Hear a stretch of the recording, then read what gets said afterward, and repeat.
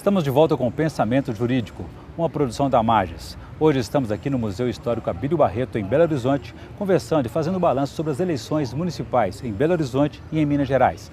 Nosso entrevistado é o juiz auxiliar da Corregedoria do Tribunal Regional Eleitoral de Minas Gerais, juiz José do Carmo Veiga de Oliveira. Doutor José do Carmo, gostaria que nesse bloco a gente conversasse um pouco mais sobre essas mudanças que já estão sendo aí estudadas, preparadas pela Justiça Eleitoral no sentido de ampliar a participação do eleitor. Como é que o senhor avalia essa participação hoje do eleitorado? A participação ainda reticente, arredia, se nós considerarmos que nós tivemos aí uma abstenção em torno de 476 mil eleitores. Em Minas Gerais? Em Minas Gerais. Coisa de 17%? 17% no segundo turno. Então nós já foi em Belo Horizonte, no caso? Belo Horizonte, Montes Claros, Juiz de Fora. As 4 cidades. E Betim. Contagem. Desculpem. Então, com isso, nós vemos que há um distanciamento, um certo desinteresse da sociedade em relação à política. Nós temos verificado que se porventura a sociedade chamasse para si a responsabilidade de decidir, de eleger os seus representantes e acompanhá-los e cobrar a sua atuação no legislativo, talvez nós não tivéssemos assistido esses tristes espetáculos de CPIs nos últimos 2, 3 anos. Quer dizer, participar implica votar e acompanhar também o desempenho desse político que foi votado, saber em quem votou. Exatamente. Nós distribuímos, a Justiça Eleitoral distribuiu aquela colinha. Sim. E na parte final da página de dentro tinha lá o espaço para anotar o nome do candidato a vereador e do candidato a prefeito que o eleitor votou exatamente para poder prosseguir nesse processo de acompanhamento. Porque a participação do eleitor não se limita simplesmente em digitar o número na urna e apertar a tecla confirma. E transferir uma responsabilidade. Exatamente. Ali, quando ele aperta a tecla confirma, ele está dando início, sim, à sua participação no processo eleitoral. Dando um aval àquele processo. É o aval e a necessidade de fiscalização, de acompanhamento da atuação do seu candidato, se eleito for. Porque daqui a 4 anos nós começamos outra situação dessa natureza. Então isso tem que ser uma obra de continuidade e não exatamente de votou e esquece em quem votou. De 4 em 4 anos, como a Copa do Mundo, né? Exatamente. Agora, o segundo turno, nesse sentido, é uma medida importante. Ele ajuda o eleitor a se envolver um pouco mais, conhecer um pouco mais os candidatos. Sem dúvida nenhuma, porque o segundo turno, nas cidades onde tem mais de 200 mil eleitores, tem o propósito de dar mais legitimidade ao candidato que for eleito. Por quê? No primeiro turno há uma espécie, quando não é decidido logo no primeiro turno, a espécie de pulverização dos votos. Então os dois mais votados é que se polarizam no segundo turno. Com isso, então, a população fica mais próxima e tem uma segunda oportunidade para conhecer melhor os candidatos que se apresentam. E que outras medidas podem ser adotadas para ampliar essa participação? Eu acredito que a internet já vem sendo objeto de discussão e já teve um voto no TSE do ministro Joaquim Barbosa que aborda esse assunto, comparando a internet ao jornal escrito. Então há uma possibilidade muito ampla de estar se regulamentando a utilização da internet na próxima campanha eleitoral. Mas não há risco de tolher a iniciativa, a liberdade de expressão dos internautas? Eu acredito que não, porque mesmo hoje até nos programas de televisão, de propaganda eleitoral, não há preocupação com censura.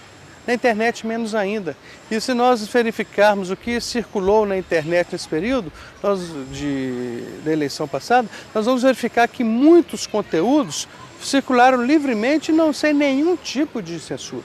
Então isso é uma possibilidade de chamar mais o eleitor a participar do processo eleitoral. E o senhor acha também que por meio da internet poderemos ter aí o voto em trânsito? É uma situação que exige muita preparação ainda, que isso vai vir para o futuro, com toda certeza. Porque uma coisa que ainda assusta imensamente é a questão da segurança na transmissão de dados via internet.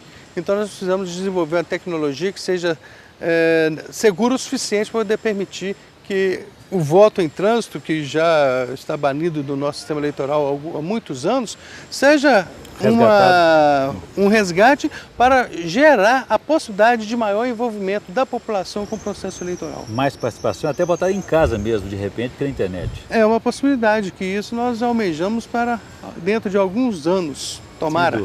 Agora, nessas eleições tivemos uma experiência diferente também em alguns municípios, em 4 municípios, que foi a experiência digital, da biometria. O que vem a ser isso? É a identificação do eleitor pelas suas próprias digitais. Nós sabemos que todos nós temos as impressões digitais que são únicas, não há repetição.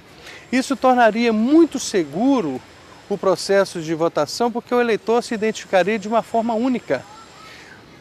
Evidentemente que essa digitalização das digitais vai exigir um cadastramento num prazo mais demorado, porque vai permitir com isso que o eleitor se identifique de forma segura, sem possibilidade ou sem nenhuma chance de erro, como por exemplo nós tivemos, e vem acontecendo, de um eleitor comparecer, não ser devidamente avaliada a sua identificação e ele é autorizado a votar e de repente verifique-se que ele votou no lugar de outro eleitor.